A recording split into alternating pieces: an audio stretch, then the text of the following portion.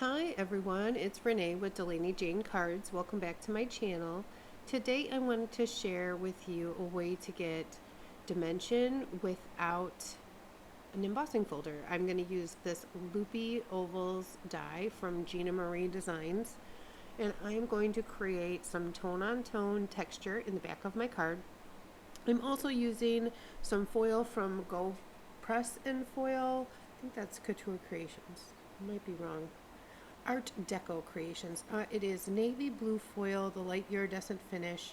I'm also using the Magnolia Bouquet. It is a hot foil plate and die set from Spellbinders, and a Sentiments of Wonder Better Press set from Spellbinders.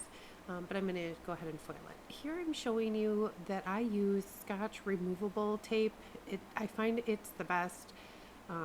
You can see that it had that blue core that shows you that it's removable, doesn't damage paper at all, and it's super thin, so it doesn't leave like the indent when you run it through your die cut machine. Here I have laid out all of my ovals, so I know I have enough. I just cut that second smallest die from the Gina Marie set. I cut that multiple times out of the same watercolor paper that I'm using, which is Arches cold press watercolor paper. Just some from my stash. And here I used the hinge method and some of that tape, and then created this little strip that I'm going to hot foil my sentiment on, and then I will later die cut it out. And just making sure that I have all of my die cuts. And I did cut that panel out of the same watercolor paper. I want tone on tone. Whites are different. So if you're going to use watercolor paper, sometimes it's just worth it to continue to use the watercolor paper.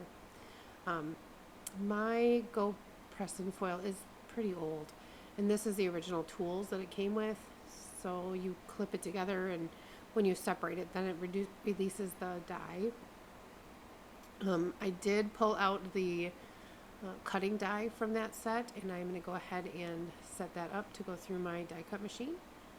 And here is this foil again. I showed you 3 foils in the beginning. I wasn't sure which one I was going to use. I did decide on this navy blue for everything, and I just put a piece on this heavy watercolor paper because I'm going to watercolor, so I want to use, this same color watercolor paper, the same color white paper, but also this was the reason I was using watercolor papers, because I want to watercolor. Because it is heavy watercolor paper, I do like to add a couple of shims, and they're just folded up pieces. I have one's a piece of vellum, and the other one's a heavy cardstock. And this is what my images look like. And I'm going to go ahead and use a wet on wet technique for watercoloring. I'm using this Pink and Main water brush and just wetting down each segment of the petals. I will speed this up here. This is regular speed, and then I will speed it up. But I just was adding water to each of the areas, and I'm going to use the 2 pinks to really watercolor all of my flowers here. I tried to drop in the color and let it run, and I was just too impatient, so I did kind of move it around with my water brush a little bit. One nice thing about these water brushes, they come in all sorts of sizes, and they have a push button on them so they don't just leak water whenever. A lot of times I find that when you push the button, though, you do get like a lot of water, like you see me clean up that little drop of water. So what I then did was squirted a little bit of water onto my glass mat here, and then just picked it up with the brush. So I kept one brush clean water, which is this water brush, and then I only used the little paintbrush to paint, so that's what touched, the paint pans. These paints, I got them off of Amazon quite a while ago. Like I said in my last video, it has been a long year. We have moved across the country, and not everything I own is out. But I bought these, and I never did have a chance to play with them, so I thought I would. They're like, they're not glittery, but they're definitely shimmery watercolors. They're super pretty, and I can see lots and lots of uses of them in my future. I haven't tried them on black cardstock, but I think that I think they'll show up. So that is one of my next experiments. So here I have, just on that darker color, on the 2 larger blooms, and now I'm going to go ahead and do this. It's kind of a bud, but kind of like, it's not really a bud because it's mid opening. I don't know what you would call it at that point, but this other flower.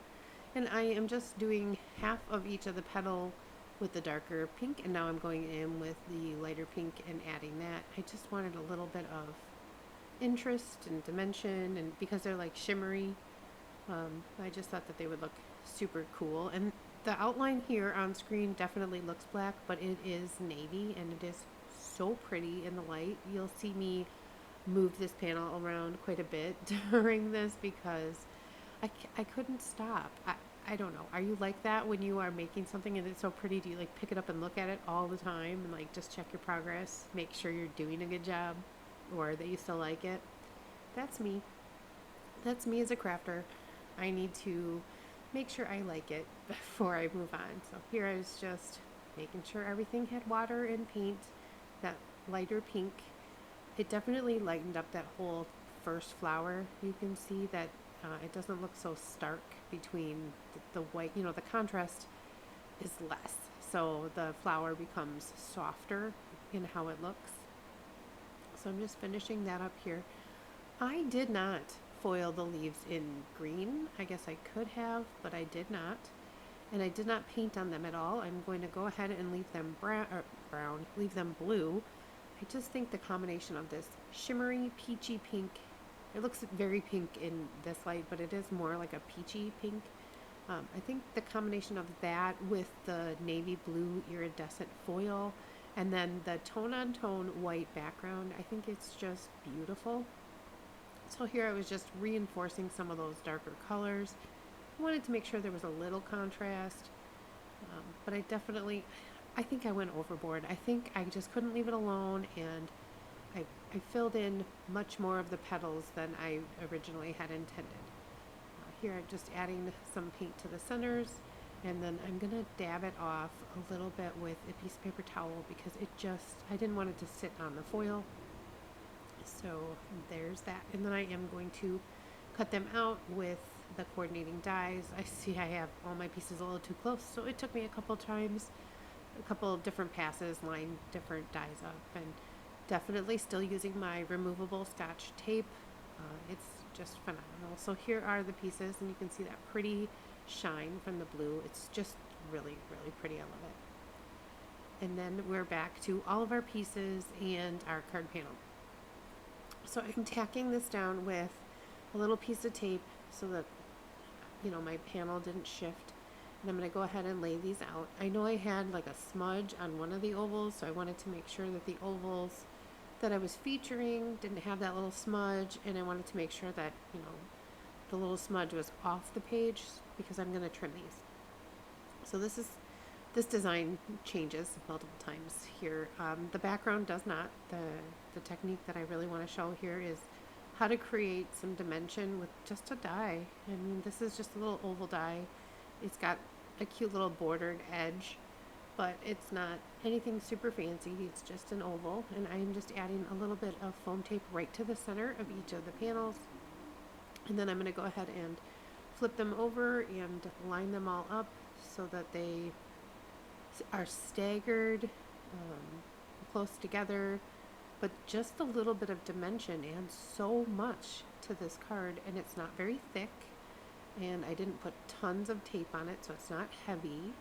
So here I've got kind of everything filled in. I'm going to flip it over, and I'm going to trim off some of these pieces, and these end pieces here allow me to finish the pattern.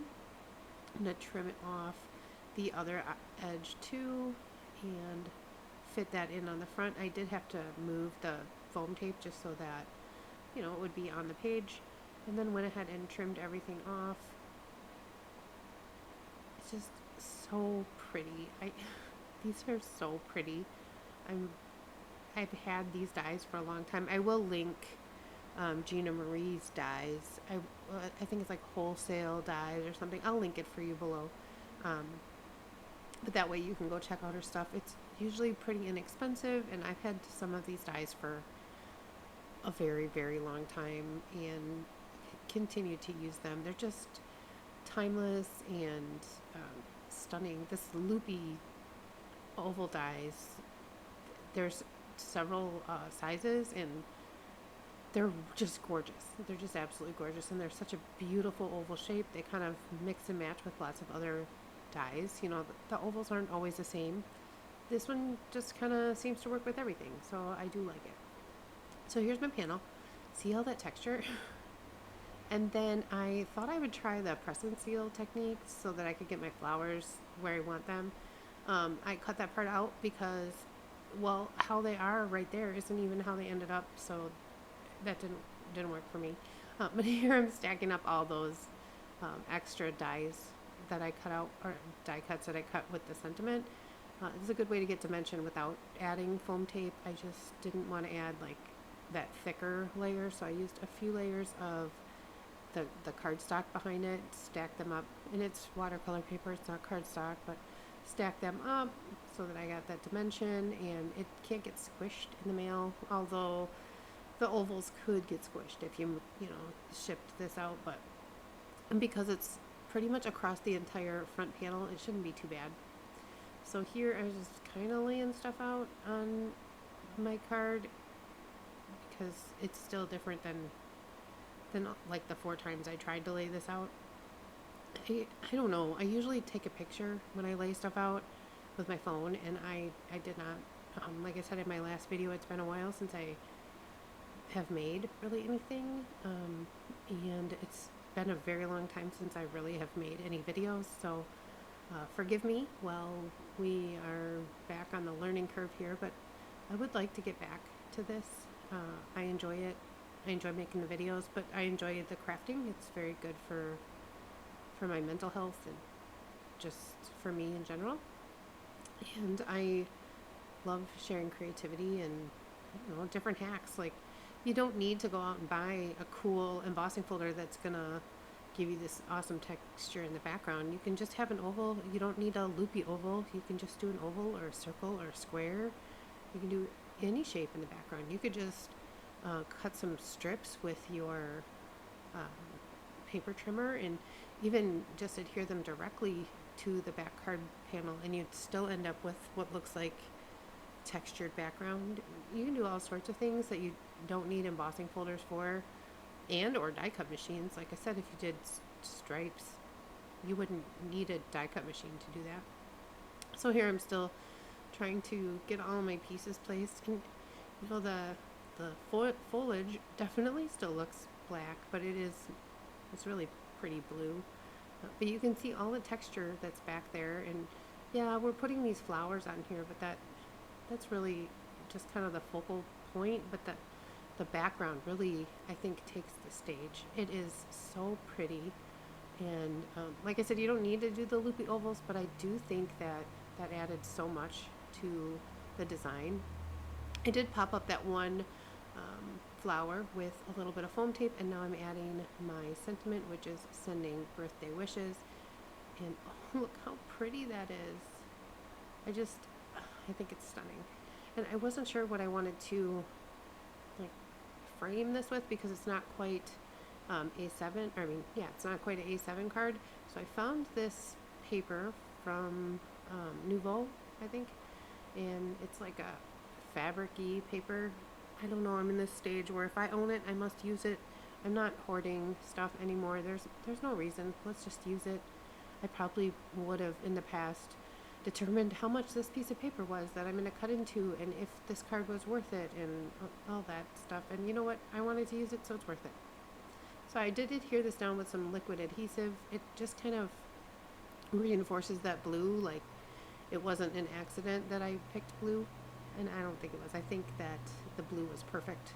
I know it's not traditionally the color of the leaves, but I think it was just perfect. And in all honesty, I don't really have the right green color of foil. I have like a Christmas shattered glass looking foil, but that wasn't going to do it. So I needed to find something else. So here is my card, all on its card base, and I decided I needed some doodads, some bling, some, finishing touches.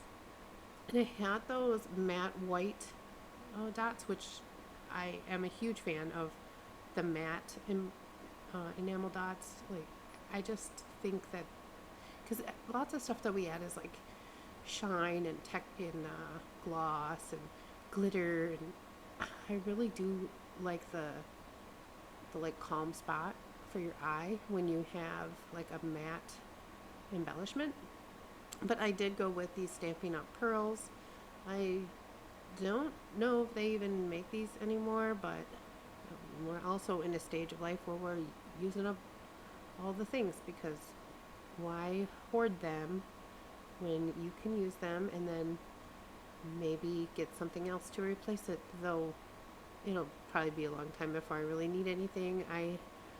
I have acquired quite an extensive collection of paper crafting items. So here I put some of these little flat back pearls on there. I thought they fit better with the tone of the paper than the white one did. And here you can see some cards. So thank you very much for stopping by. I appreciate you. Let me know if you liked my video, and as I always say, give cards generously. Bye!